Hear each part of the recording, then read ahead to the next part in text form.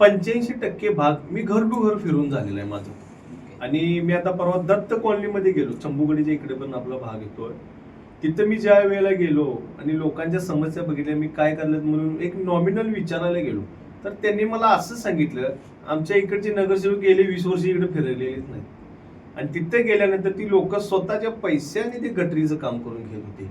त्यांना मी एकच ग्वाही दिली, फक्त एक चान्स तुम्ही द्यायचा मला, कान धरायचा अधिकार तुम्हाला आहे माझा. असा कुठल्याही वॉर्डातील नगरसेवकांना अशी ग्वाही दिली नसेल. ती मी ठामपणे सांगू शकतो की हे काम झालंच पाहिजे. कारण लोकांच्या या समस्या आहेत, वरून जे पाणी पावसाचं येतं ते लोकांच्या घरामध्ये जातं. त्यामुळं ही त्यांना मी अशी ग्वाही दिली की दादा मला 1 वर्ष वहिनी काकी सगळ्या माता भगिनी होत्या तिथं. त्यामुळं त्यांनी सांगताना सांगितलं मला की दादा हे आम्ही आमच्या स्वतःच्या स्वखर्चानं पैसे करतोय. कारण लोकांना कसं लागते, नगरसेवक ठाम सक्षम असणारा पाहिजे की तिथं सभागृहामध्ये आवाज उठवला पाहिजे, तिथं बोलणारा पाहिजे आणि निधी खिचून आणून लोकांची कामं करणारा पाहिजे.